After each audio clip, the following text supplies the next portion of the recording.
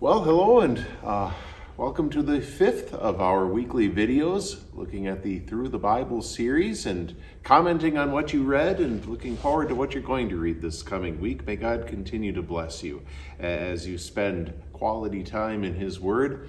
You've now finished the book of Genesis, and I had asked you last time to consider, as you went through the last 12 or so chapters of Genesis, the person of Joseph. And how in the person and work of Joseph we see various previews of the Savior himself.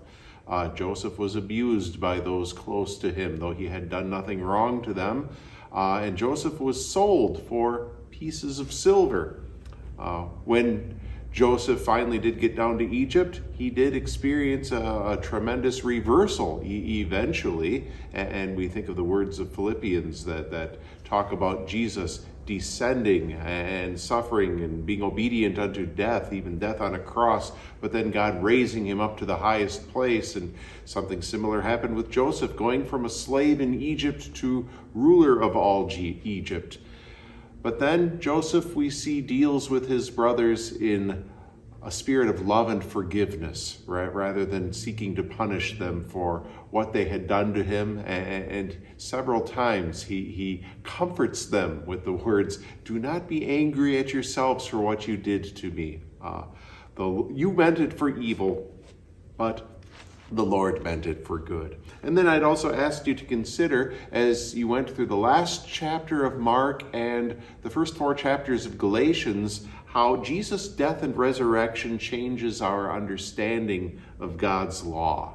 You see how the gospel motivates people the way the law never can.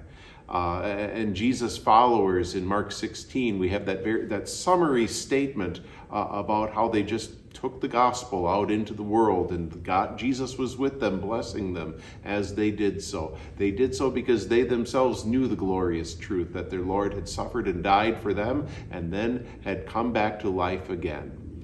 And in his letter to the Galatians, the Apostle Paul points out that the law cannot satisfy our souls the way the gospel does. And so once having been exposed to the gospel, we don't go back to the law and look at the law as being our motivator. The gospel motivates us. The law serves as, in Paul's words, our chaperone until we see the gospel. And it served as a chaperone for God's Old Testament people too, keeping them separate from all the other nations in the world until such time as Christ came. Now we don't need that chaperoning work of the law anymore. We're freed from the consequence of law, but we still have a use for the law. We'll talk more about that in connection with next week's readings too. But now that we are freed from the law's consequences, we carefully use God's law to determine what God's will is so that we know how to please Him in the lives that we lead now. Now, as we go through our next readings, we're going to go into the book of Exodus, which is a continuation of the narration from Genesis. It's all Moses writing these first 5 books of the Old Testament, and so there's a seamless transition from Joseph's death into the story of Exodus. And as you go through those first few chapters of Exodus, the first 15 chapters I believe you have, I want you to imagine that you are born an Israelite slave in Egypt at the same time that Moses is born. And to think of what your view of God would be and how accepting you would be of Moses in what he tries to do and then is later called by God to do. Then as you finish up Galatians and move into Paul's letter to the Ephesians, note where the Apostle Paul speaks law and where he speaks gospel.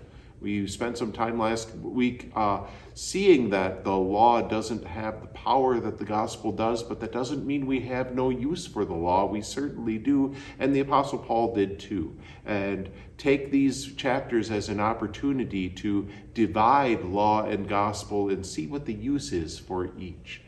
Again, God's blessings to you as you continue your readings through the Bible, and we'll look forward to seeing you next week.